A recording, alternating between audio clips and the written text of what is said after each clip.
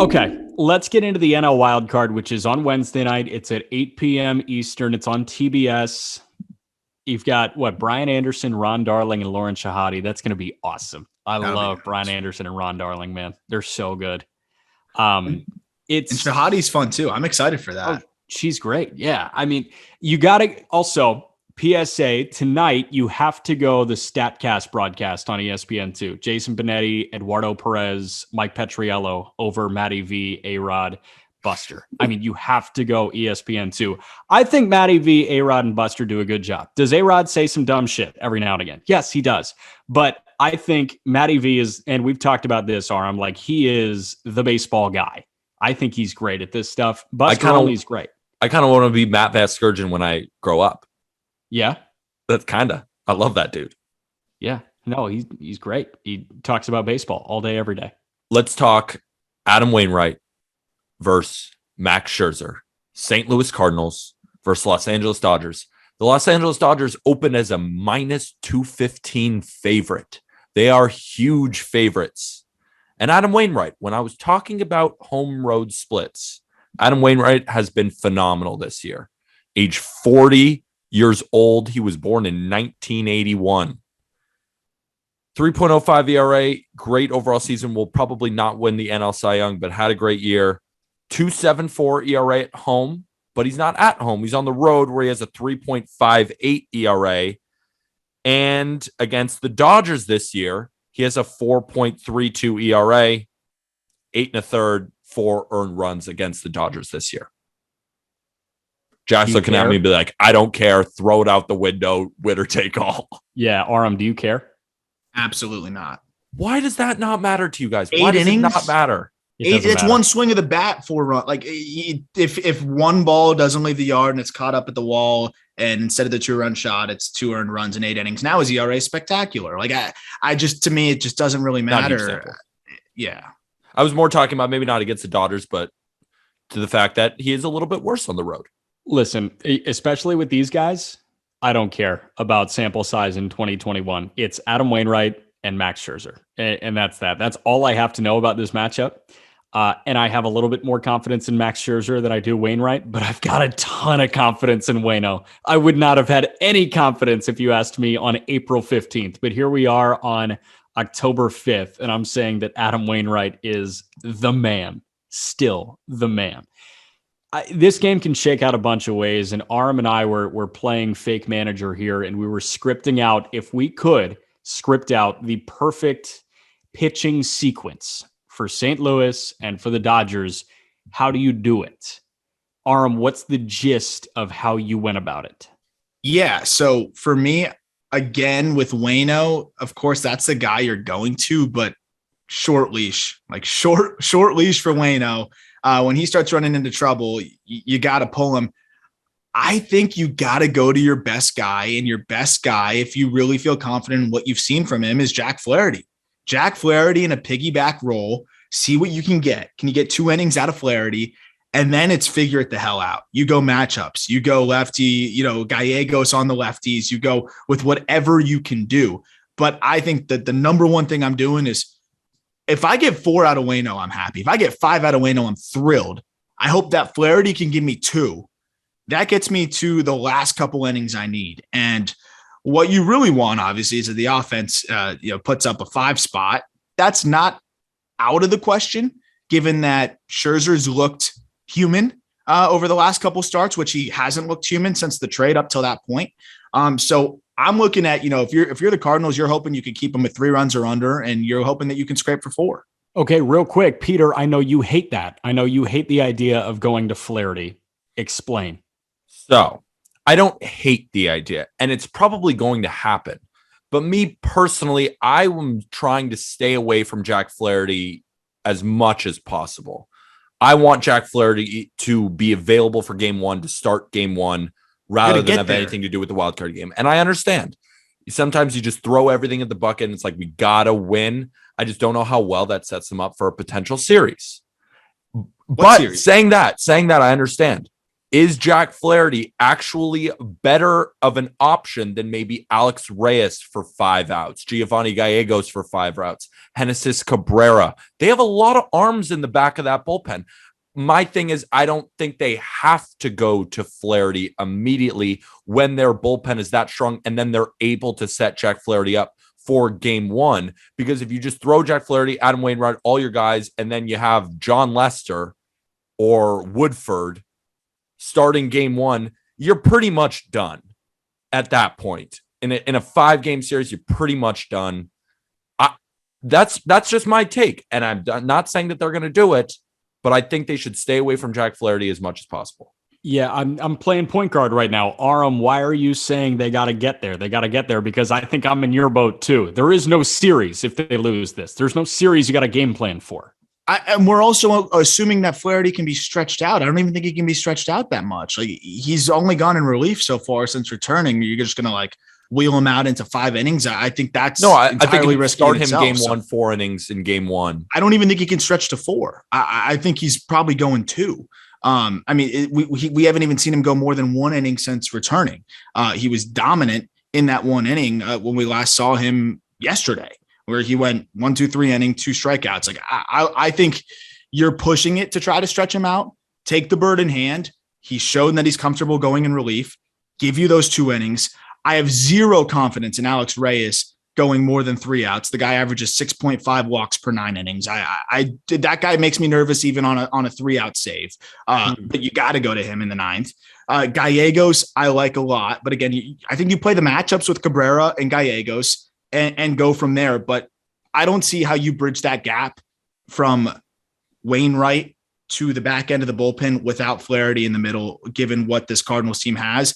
And even if you somehow squeeze it out, saving Flaherty in his 3 max 4 innings for the next series, I don't think it's that much of a difference maker versus let's get there and find a way and hope that our offense propels us like it did for a 17-game win streak. I think you really got to just get there against baseball's most explosive team in the Dodgers. And just to add on to that quickly, my thinking is Jack Flaherty in that situation a better option than another high leverage reliever that they have that will allow them to use Jack Flaherty in game 1? That's kind of my point. Flaherty's 25 years old. I think he's already proved that he is an ace. I love Jack Flaherty. Right. That shows me mental fortitude. That shows me wild card reliever fortitude. So with Flaherty, I'm actually kind of willing to stretch him out more than that inning, Aram. I'm ready to see him go as long as 3. You say 2, I say 3. I need 7 from Wainwright and Flaherty. If there is a high leverage situation in there where you have to make a mid-inning change, I feel comfortable in Genesis Cabrera there. Regardless of handedness, I think more so than Gallegos. I want Gallegos with a clean 8th. I want Alex Reyes with a clean 9th. I'm willing to see Gallegos go 4 outs. I'm willing to see Alex Reyes go 5 outs, maybe even 6 outs, because he does have long reliever stamina. Mm-hmm. Alex Reyes was brought up as a starter. He can go 2 innings. Hasn't done it this year. He has done it a little bit this year. Has done it a little bit. Right. Yeah. But, Reyes can do it. He can get 6 outs.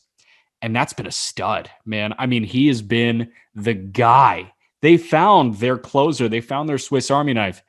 What sucks here is even as recently as last year, I see a high leverage situation and I'm ready to turn to Andrew Miller. Yeah. I think he's dead weight. He's just dead weight right now, which sucks. That I loved Andrew Miller at the peak of his powers. Nobody touched that slider. But when the Indians would bring him on as that Swiss Army knife, no one was hitting him, and it was game over. You know those things when you guys are talking about throwing maybe some splits out the window when we go to wild card? I almost kind of throw regular season out the window when it comes to Andrew Miller in the playoffs. I got confidence that if you stuck him in against a lefty in a big out, maybe against a Bellinger in a big out, that you'll get him out. That he'll. I think I'll get Bellinger out in a big spot. Miller. Yeah, I think I could get Bellinger out in a wild card game. No, but you're right. I like. There's a level of me that's like, screw it. I'd go. Yeah, like Miller, screw it. Then he gives up a bomb, and you're like, what am I doing? Why did I do that? Like, what was I thinking? But no, I'm with you. Like, there's a level of me that I'm curious to see what they do. One other thing I want to mention, because I'm sure there's like Cardinals fans screaming at their phone right now. Like, what about Cody Whitley? What about Cody Whitley? He's good. He's been spectacular. And that they might be confident in him. This is a bullpen that is so just mysterious and unproven that you might have to have the confidence in Cody Whitley, who, by the way, 11 2/3 scoreless innings consecutively now, 16 Ks and just 4 walks. So this is somebody that's hot. You might have to ride the hot hand like this. I'm really excited to see how Mike Shildt decides to go with this, because you're in a tough spot, like in every way imaginable. This is not the most exciting bullpen in the world. I'm very eager to see how he pieces it together. But I think Cody Whitley's got to be in the fold there too. Okay, now let's play the Dodgers side. Are you riding Scherzer for as long as he possibly can? See, I guess I'm in the old school boat of I would like to ride Scherzer as long as I can, maybe if I can get 6 innings out of him. But what most likely will happen is that they're going to throw him 5 innings. And I think that they'll stick to 5 innings. And then who I think they can come in afterwards. I mean, Tony Gonsolin has been really, really solid this year.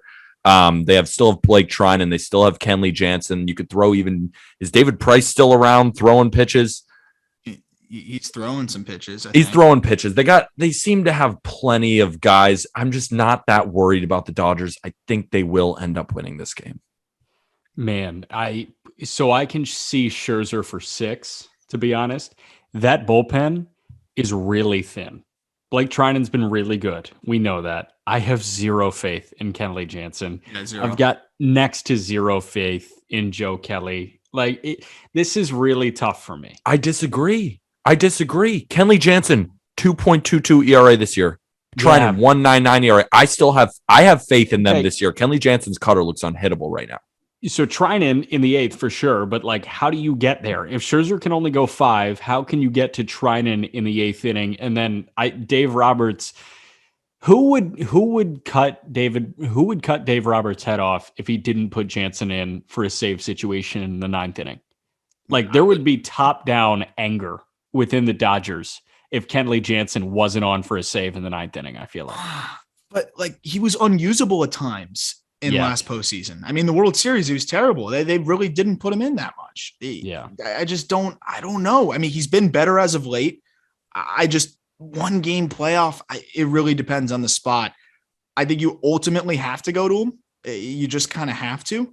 But I also think that you got to look at Alex Vesia, because they have a lot of confidence in Alex Vesia, and talk about a dude like we're talking about with Loizaga, a dude that just has some gonads. Watch Vesia pitch, man. He's fiery. He'll go right at you. He has a lively fastball, and he trusts the hell out of it. And his numbers against lefties are devastating. I could see them going to Vesia. This is a team that they're not afraid to go to those guys in big spots. I don't know if he's going to necessarily, that Scherzer, that is, go more than 5. We could see Urias maybe in 1 inning of relief as well, because he'll still be good to go in game 3 of the series coming up if they win that. That would probably be my move. You go Urias with 2 innings and then maybe go with another lefty in Vesia, or if you're in a comfortable enough spot, go with Kenley. I think, you'd say it's thin in the bullpen, Jack, but I also think they have so many different options that they can go to. I think they find a way to make it work, especially with the starters, like Peter said, with Gonsolin and some of these other guys, that in a 1 inning, 2 inning spot could be really solid. Pete, quick thought. We were talking about a lefty in Alex Vesia. How about a right-hander who they can put in after Julio Urias? Phil Bickford has been phenomenal this year. I mean, Phil Bickford, 2.51 ERA, has the 3rd most innings out of all relievers. If you're not counting like David Price, if you're just counting high leverage 1 inning guys, Kenley Jansen, Blake Trinan, then Phil Bickford. He's going to be a big X factor in that bullpen as well. Aram Urias on 3 days. Are you comfortable there? If he's only going 1 inning, maybe 1 1/3, and then you go to the righty once he gets that lefty, yeah, 100%. Urias has shown that he can do it. He is, for how young he is, has already proven so much in so many different spots. I trust that guy like a vet. For how long Urias has been around, I mean, this guy has already been down, like has been on the downswing and has redeemed himself and become a 20-game winner. Like this guy has been through the ringer that a 35-year-old has been through. Is he 24? He Is he just turned 25. Yeah. 25 years old, 20-game winner. He went 20-3 this year. I know nobody cares about wins, but that's got to say something. He's still winning the game. It's got to say something. He's so sick. Picks, and then we'll move on to our 5 takeaways from this MLB regular season. Pete, you first. As a gambling man, I want to take the value on the Cardinals. Winner take all. You never know what's going to happen. My baseball mind is telling me don't do that because the Dodgers are going to win. Gun to my head, I'm going with the Los Angeles Dodgers. But if you see me giving out not gambling advice, that's the Cardinals. It's because I looked into it a little bit deeper and I like the value just that much better. I'm with Pete 100%. Obviously, if my life depended on it, I'm going with the Dodgers. It's the safest choice. But that being said, to get these kind of odds on a winner take all game, it's baseball. Peter and I always talk about it. Like we'll look at the board and there'll be a Rangers versus, Yankees game where the Rangers are plus 270. I'm like, dude, it's baseball. Like anything in one game, anything can happen. So if you're getting those kind of odds in a winner take all, of course, I'm not going to lay down a big amount, but it's worth it. It's just there's too many way crazier things happen on a yearly basis in the postseason. I wouldn't bat an eye if the Cardinals won. So why are the odds reflecting as if it would be something absolutely absurd? You're also talking about a team that is one of the hottest teams in baseball right now. And after they lost, they went back to winning again. So I think that they easily have a chance. These games are a coin flip no matter who's playing. And I'm going Cardinals with the percentages. But obviously the Dodgers are the favorite to win that game. And it would be surprising a little bit if the Cardinals won. I'm not even thinking about the odds. I'm going with the winner. The Dodgers have won 106 games this year. They are as talented, as loaded as any team in the last 20 years. And that's exactly why I'm going with the Cardinals. I just there's no shot that this all lines up for the Dodgers. I think the Cardinals have to win this game. Like it makes too much sense for the Dodgers to win. And that's why the Cards are going to win. But that's why we're going to come back on our next episode. And it's going to be the Red Sox versus the Dodgers. Probably. Or not the Red Sox versus the Dodgers, but those will be the two winners. And I want to say one thing, too, on this is we saw the Giants and the Dodgers going all out, 106, 107 win teams going all out till the final games of the season to try to avoid this wild card game. Why? Because they know damn well that anything can happen. And I promise you, these teams are as confident in themselves as anybody. I don't think the Giants are worried about themselves. I don't think the Dodgers are worried about themselves. They know that they're capable of winning a title. But why did they go all out? Because they know that anything can happen in a one-game winner take all. And that's why it was balls to the wall for both those teams to try to win the division. And the Giants really set themselves up nicely. The Dodgers, they're playing with fire. It's what it is. It's a coin flip. They're playing with fire, and they know it. And before we move on to the top 5 takeaways, Max Muncy is now most likely going to be out for the entire postseason, and Clayton Kershaw as well. I don't know if he's going to come back. Those are two big blows to the Dodgers. Max Muncy not in the middle of that lineup, big blow. And they're still the odds-on favorite to win the World Series. Yep. And a game decides their fate. Yep, that's how it works, huh? I was talking to my friend Dustin. Yankees and Dodgers, we always argue. They're in the same spot. Let's see who wins. Same spot. We'll see who wins.